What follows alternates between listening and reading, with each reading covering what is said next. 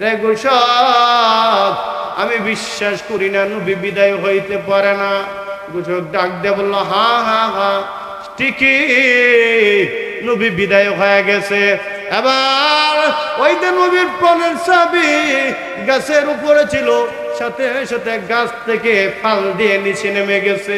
নিচে নামার পর তিনি বাড়িতে যায়নি, মদিনাতে যায়নি, মসজিদে নববীতে যায়নি, সাথে সাথে হাঁটু গেড়ে তিনি জমিনে বসে পড়লেন।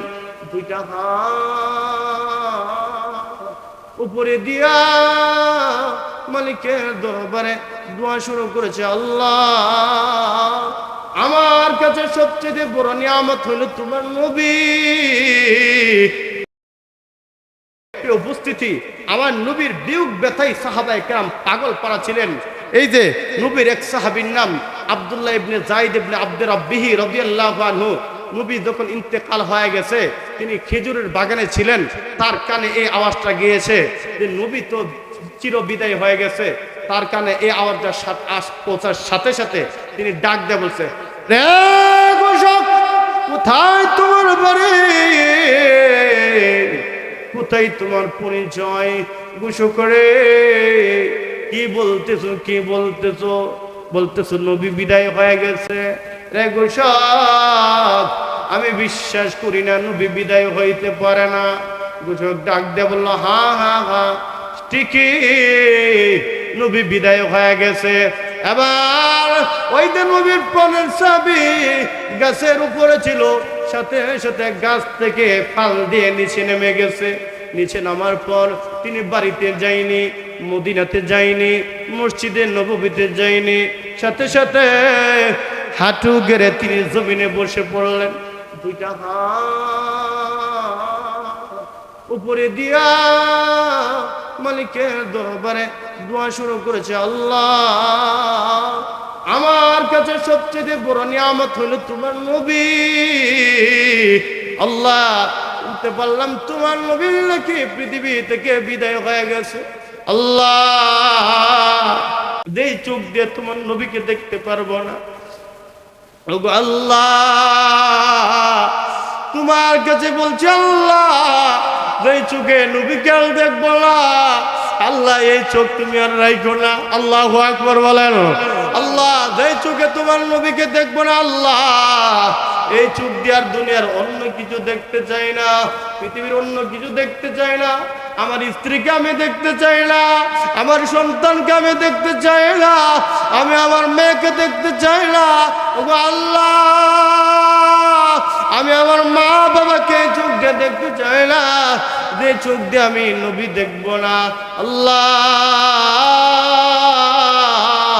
তোমার কাছে একটা আরজি, তোমার কাছে একটা অনুরোধ, ওগো মালিক আমার চোখটাকে তুমি অন্ধ করে দাও, আমার চোখটাকে তুমি অন্ধ করে দাও।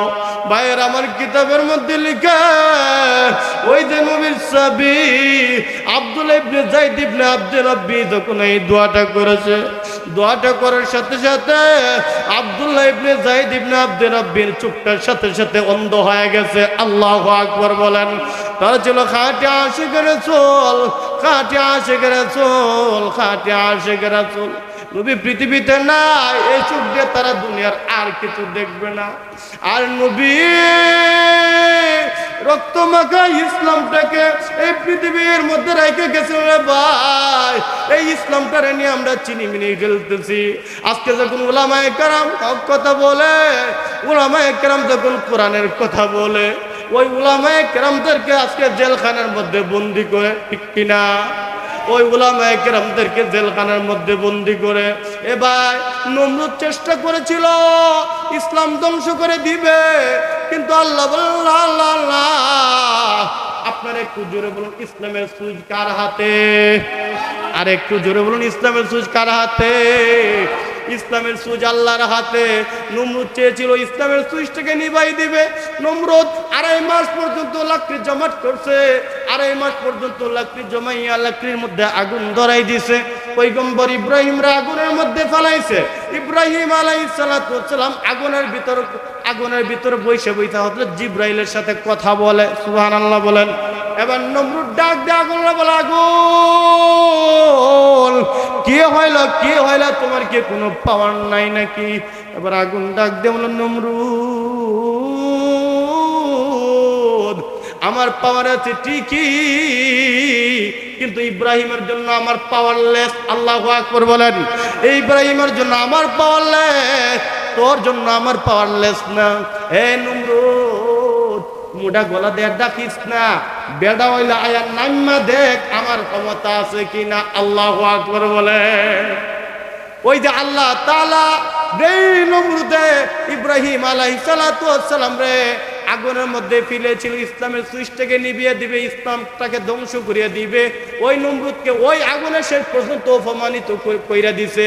শেষ পর্যন্ত ওই নমরুদ এমন ভাবে অপমানিত মরণ হয়েছে, তার একটা ন্যাংরা মশা